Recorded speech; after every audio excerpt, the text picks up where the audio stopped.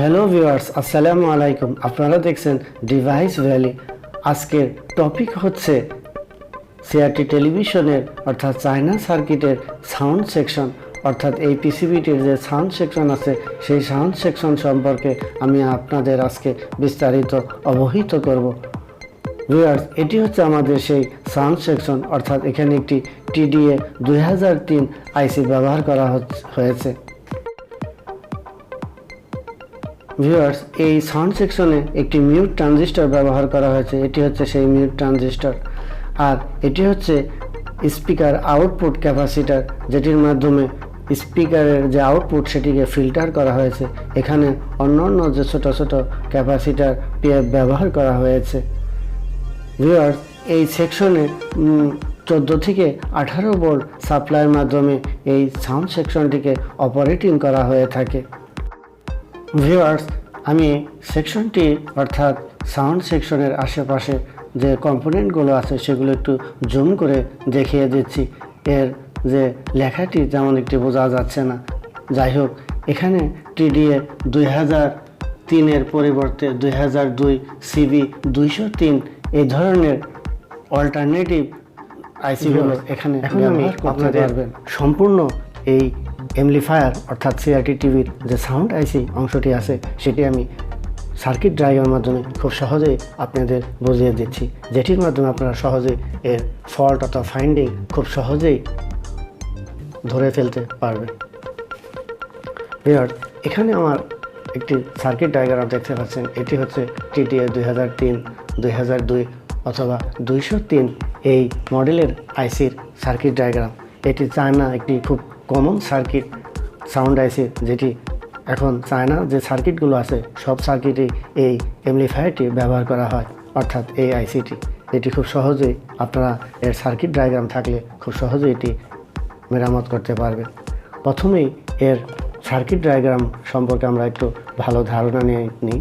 অর্থাৎ এর যে আইসির যে কনফিগারেশন আছে, অর্থাৎ আইসির যে পিন আউট আছে সেটি আমরা প্রথমেই জেনে নেব। এখানে দেখতে পাচ্ছেন এই আইসিটির 1, 2, 3, 4, 5টি পিন আছে। আমাদের যে প্রথম পিন অর্থাৎ 5 নম্বর পিনটি হচ্ছে আমাদের পজিটিভ। আমি এখানে লাল মার্ক করে দিলাম। এটি আমাদের 5 নম্বর পিনটি হচ্ছে আমাদের পজিটিভ, এবং 3 নম্বর পিনটি হচ্ছে আমাদের নেগেটিভ। 4 নম্বর পিনটি হচ্ছে আমাদের স্পিকার অডিও আউটপুট, অর্থাৎ এখানে একটি ফিল্টার ক্যাপাসিটারের মাধ্যমে সরাসরি স্পিকারের লাইনটি চলে গেছে। একটি কথা বলে নেই, TDA2003 এটি মূলত একটি মোনো আইসি, অর্থাৎ আপনারা যদি দুটি স্পিকার বাজাতে চান সেক্ষেত্রে এখানে দুটি প্যারালাল লাগাতে হবে। চায়না সার্কিটগুলোতে এই আইসিটি সাধারণত কোনোটি 2টি ব্যবহার করা হয়, কোনোটি একটি ব্যবহার করা হয়। অর্থাৎ 2টি আইসি ব্যবহার করলে সাউন্ড কোয়ালিটিরই অনেক ভালো হয়, এবং একটি আইসি ব্যবহার করলে একটি আইসি দিয়ে 2টি স্পিকার বাজানো হয়। যাই হোক, এখানে আমাদের যে 1 নম্বর পিনটি হচ্ছে এটি হচ্ছে আমাদের ইনপুট, অর্থাৎ এই ইনপুটটি আমাদের যে মাইক্রোপ্রসেসর বা মেন আইসি থেকে চলে এসেছে। কত নম্বর পিন থেকে চলে এসেছে সেটা আমি আপনাদের একটু পরে দেখাচ্ছি। এখানে 2 নম্বর পিনে কিছু কম্পোনেন্ট দিয়ে এটিকে বাইসিং করানো হয়েছে। যাই হোক, আমাদের যে মেন বিষয়টি এই সার্কিটে, অর্থাৎ আমাদের যে সাউন্ডের সমস্যা হলে সেক্ষেত্রে আমরা কোন কোন জিনিসগুলো আমরা প্রথমে দেখে থাকব। অবশ্যই সাউন্ড আইসি নষ্ট কিনা এটা আমরা ভালো না খারাপ সেটি বোঝার জন্য আমাদের যে কয়েকটি কাজ করতে হবে। প্রথমে আমাদের যে ভোল্টেজটি চেক করে নিতে হবে, আমাদের 14 ভোল্ট অথবা 18 ভোল্ট ঠিক আছে কিনা। যদি আমাদের ভোল্টেজ ঠিক আছে এবং আইসিটি যদি ওভারহিট হয় সেক্ষেত্রে আমরা ধরে নিতে পারি আইসিটি খারাপ হয়ে গেছে। অথবা আমরা এর যে ইনপুট, অর্থাৎ এখানে যে 1 নম্বর পিনটি আমরা ছেড়ে দিয়ে সেখানে আমরা হাত দিয়ে দেখব বা কোনো একটি স্ক্রুড্রাইভার দিয়ে টাচ করে দেব আমাদের স্পিকারে শব্দ হয় কিনা, অর্থাৎ খটখট শব্দ। সে শব্দটা যদি আসে সেক্ষেত্রে আমরা বুঝতে পারবো আমাদের আইসিটি ভালো আছে। যাই হোক, আমরা যখন রিমোট কন্ট্রোল ব্যবহার করে স্পিকারের অর্থাৎ আইসির যে সাউন্ড আমরা মুটিং যে কাজটি করে থাকি সে কাজটি করা হয় একটি ট্রানজিস্টরের মাধ্যমে। এখানে যে একটি ট্রানজিস্টর দেখতে পাচ্ছেন এটি একটি NPN 1815 একটি কমন ট্রানজিস্টর, যে ট্রানজিস্টরের বেজে অর্থাৎ একটি মিউট সিগন্যাল এখানে মাইক্রোপ্রসেসর আইসি থেকে চলে এসেছে। এখানে যখন মাইক্রোপ্রসেসরটি অন করা হয় অর্থাৎ মিউটটি অন করা হয় তখন এখানে 3 ভোল্ট এই বেজে চলে আসে।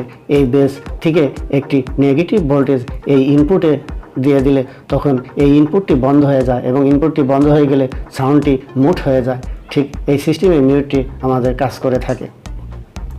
ফাইনালি আমি আরেকটি সার্কিট ডায়াগ্রামের মাধ্যমে আপনাদেরকে সহজে বুঝিয়ে দিচ্ছি।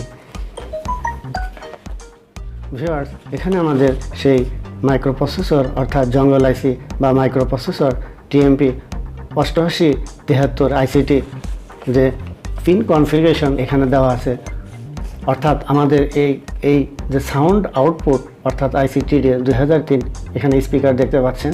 এই আইসি একটি 3 নাম্বার পিন, আমরা যেটা বলেছিলাম নেগেটিভ ভোল্টেজ, 5 নাম্বার হচ্ছে আমাদের পজিটিভ ভোল্টেজ। এখানে 1 নাম্বার পিনে কিন্তু আমাদের অডিও আউটপুট সিগন্যাল দেওয়া হয়েছে, যেটি আইসির 28 নম্বর পিন থেকে এটি অডিও সিগন্যালটি এই সাউন্ড আইসির ইনপুট সিগন্যালে প্রবেশ করতেছে। এখানে যদি 2টি আইসি থাকতো সেক্ষেত্রে আরেকটি সিগন্যাল দেওয়া আছে, এখানে প্রিন্ট আউট করা হয় নাই, অর্থাৎ এখানে 29 নাম্বার পিনেও অডিও আউটপুট সিগন্যাল পাওয়া যাবে। যেটি আমাদের প্রধান যে বিষয়টি ছিল মিউট, অর্থাৎ 61 নম্বর পিন থেকে একটি মিউট সিগন্যাল অর্থাৎ ট্রানজিস্টরের যে বেজ থাকবে সেই বেজের মধ্যে 3 ভোল্টটি আমাদের এই যখন আমরা রিমোটটি মিউট করব তখন এখান থেকে 3 ভোল্টের একটি ভোল্টেজ চলে আসবে এই ট্রানজিস্টরের বেজে। সেখান থেকেই আমাদের এই অ্যাম্পলিফায়ারটি মিউট অন অফ এর কাজ করে থাকবে। খুব শর্টকাটে জিনিসটি বোঝানোর চেষ্টা করলাম। এখন আমরা একটি প্র্যাকটিক্যাল একটু দেখে নিব। আমাদের যে সার্কিট বোর্ডটি আছে সেই সার্কিট বোর্ডে এখানে আমরা একটু ভালো করে দেখে নিই। এখানে দেখতে পাচ্ছেন আমাদের সেই মেন যে TDA2003 আইসি, অর্থাৎ এখানে কিন্তু আমাদের একটি ফিল্টার ক্যাপাসিটার ব্যবহার করা হয়েছে, যে অর্থাৎ আমাদের যে 5 নাম্বার পিন, অর্থাৎ এটি আমাদের 5 নাম্বার পিনে অর্থাৎ 14 থেকে 12 থেকে 18 ভোল্ট পর্যন্ত সাপ্লাই দেওয়া থাকে। এটি হচ্ছে আমাদের 3 নাম্বার পিন। 3 নাম্বার পিনে দেখতে পাচ্ছেন গ্রাউন্ড অর্থাৎ নেগেটিভ কানেকশন করা হয়েছে। আর 4 নাম্বার পিনটি হচ্ছে আমাদের স্পিকার আউটপুট, অর্থাৎ এটি আমাদের 4 নাম্বার পিন। দেখতে পাচ্ছেন এখানে একটি ক্যাপাসিটার দিয়ে, অর্থাৎ এই ক্যাপাসিটার মাধ্যমে আউটপুট করা হয়েছে। এখানে প্যারালাল করে 2টি স্পিকারের জন্য 2টি সকেট ব্যবহার করা হয়েছে। ভিউয়ার্স, এটি হচ্ছে আমার 1 নাম্বার পিন, যে পিনে আমাদের ইনপুট ঢোকানো হয়েছে। আর এটি হচ্ছে সেই মিউট ট্রানজিস্টর, যেটির মাধ্যমে আমরা সাউন্ডটিকে মিউট করে থাকি। ভিউয়ার্স, সঠিক থিওরি অনুযায়ী যদি আমরা কাজ করি সেক্ষেত্রে আমাদের সার্কিটগুলো অর্থাৎ সার্কিট বোর্ডগুলো ভালো থাকবে। যদি আমরা না বুঝে একটির পর একটি কম্পোনেন্ট চেঞ্জ করতে থাকি সেক্ষেত্রে অনেক সময় বোর্ডটি অর্থাৎ যে পিন আউটগুলো এর নষ্ট হয়ে যায় এবং কি আমাদের সময়ও অনেক বেঁচে যাবে যদি আমরা এই সার্কিট ডায়াগ্রামের মাধ্যমে সঠিকভাবে কাজ করতে পারি। ভিডিওটি যদি ভালো লাগে অবশ্যই একটি লাইক এবং একটি শেয়ার এবং কমেন্ট করবেন। ভিউয়ার্স, ফাইনালি আমি একটি CRT টেলিভিশনের সাউন্ড সমস্যা হয়েছে এমন একটি টিভি প্র্যাকটিক্যাল দেখিয়ে দিচ্ছি। এই টেলিভিশনটি সাউন্ড আসতেছিল না, এর অন্যান্য অংশগুলো সব ঠিক আছে, অর্থাৎ স্ক্রিনে লাইট আছে সঠিক, রাস্টারও আছে, কিন্তু কোনো সাউন্ড নেই।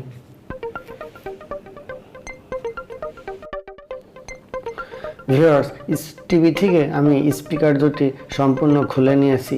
খুলে নিয়ে এখন স্পিকার দুটি মেপে দেখব যে আমাদের স্পিকার দুটি ভালো আছে কিনা। আমরা বার্জার পয়েন্টে অর্থাৎ মিটারটি বার্জার পয়েন্টে রেখে আমরা এর কন্টিনিউটি চেক করে দেখব, অথবা আমরা ওমস স্কেলের ঘরে রেখেও এর কন্টিনিউটি চেক করে দেখতে পারতেছি। এখানে দেখা যাচ্ছে 2টি স্পিকারই আমাদের খারাপ হয়ে গেছে, অর্থাৎ কোনো শব্দ বা এর কন্টিনিউটি শো করতেছে না।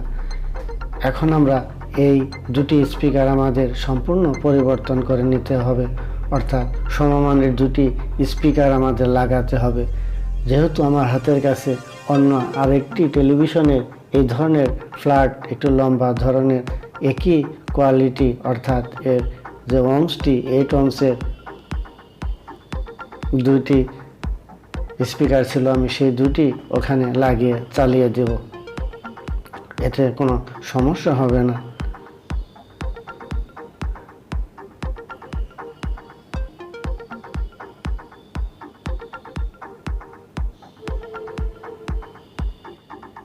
ভিউয়ার্স, ভিডিওর একেবারে শেষ পর্যায়ে চলে এসেছি। যারা ভিডিওতে এতক্ষণ ছিলেন অবশ্যই একটি সাবস্ক্রাইব করে যাবেন এবং লাইক ও শেয়ার কমেন্ট করতে ভুলবেন না। পরবর্তী নতুন কোনো ভিডিও দেখার আমন্ত্রণ।